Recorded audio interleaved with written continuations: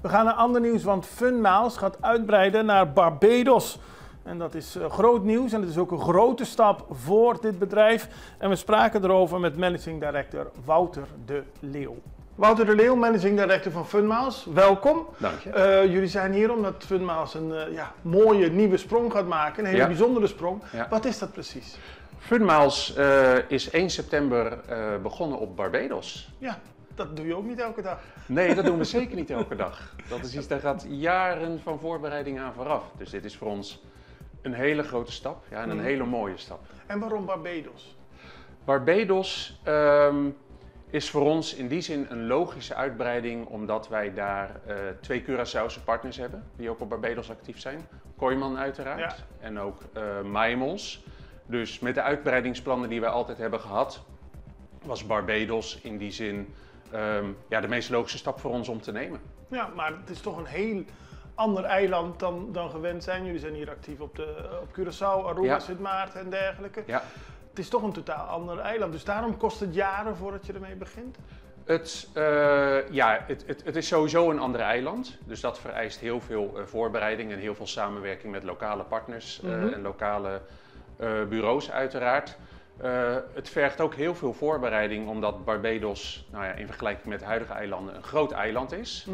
En je in de jaren daar voorafgaand moet voorbereiden op gebied van digitalisering, op gebied van ook digitale beveiliging. Je moet zorgen dat je organisatie daar zelf klaar voor is. Dus wij hebben de afgelopen jaren heel veel geïnvesteerd in een nieuwe app, wat iedereen hier ook heeft kunnen zien. Een gamification platform. Je moet in alle opzichten zorgen dat je voor zo'n grote stap klaar bent. En ze hadden niet zoiets dergelijks in Barbados tot nu toe? Ze hebben wel loyalty-programma's op Barbados, absoluut. Wij zijn daar de new kid on the block, om het zo maar te zeggen. Maar zoiets als Funmiles, en dat is ook de feedback die wij nu krijgen, met een eigen app, met een compleet digitaal programma, met alle games die we tegenwoordig ook digitaal hebben en ook al jaren offline doen natuurlijk, dat hebben ze nog niet. Dus wat wij merken is dat het enthousiasme heel groot is, de aandacht is heel groot. Ja, dat geeft ons het vertrouwen dat dit een grote, maar wel hele succesvolle stap gaat zijn. En het is ook belangrijk, zo'n bedrijf als Kooiman, en je noemde net ook Maimons, maar zo'n Kooiman, dat is natuurlijk ook een bedrijf dat hier op de eilanden, ik denk dat veel mensen daar bezig zijn met hun Funmiles punten. Ja. Kooiman is voor ons natuurlijk een hele belangrijke partner.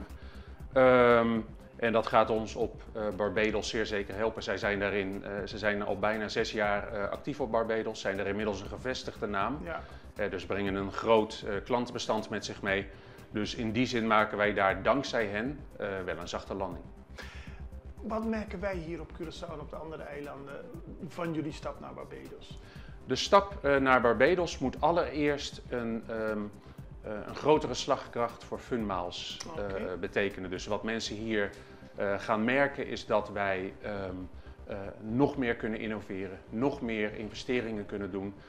Wat mensen al gemerkt hebben is dat we natuurlijk de afgelopen jaren al met die stappen zijn bezig geweest. En daar wordt op deze eilanden al van geprofiteerd. En dat gaan we nu ook naar Barbados brengen. Wat je merkt is dat wij als werkgever groter zijn geworden.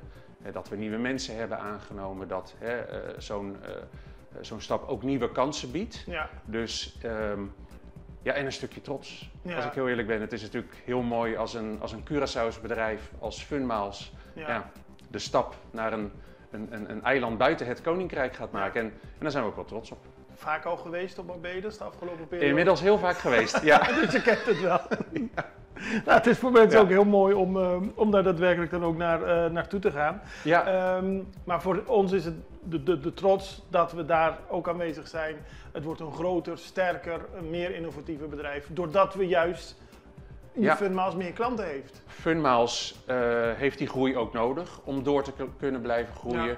Om te kunnen blijven innoveren, investeringen te blijven doen in techniek, in digitalisering, in mensen.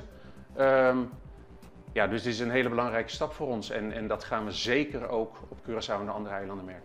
Denk je ook dat andere bedrijven daar met veel interesse naar kijken? Want je hebt natuurlijk meer bedrijven die ooit een stap willen maken en die denken van we hebben de eilanden van het Koninkrijk. Wat als we daar naar buiten gaan? Hebben jullie veel contact ook met andere bedrijven die hierdoor geïnspireerd kunnen worden of niet? Met een aantal bedrijven. Er wordt natuurlijk met veel interesse naar gekeken.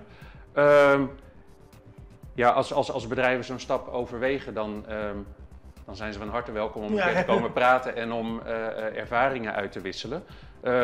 Ik kan het iedereen aanbevelen. Kijk, het is een ander eiland, het is een andere wereld, maar het is wel Caribisch. Ja. Het is wel het soort economie en het soort omgeving die wij gewend zijn. Het is heel anders dan dat je naar vasteland Europa of de Verenigde Staten of Zuid-Amerika zou gaan. Ja. Dit is in die zin dicht genoeg bij huis om het te doen. Goed zo. En we zijn niet de eerste.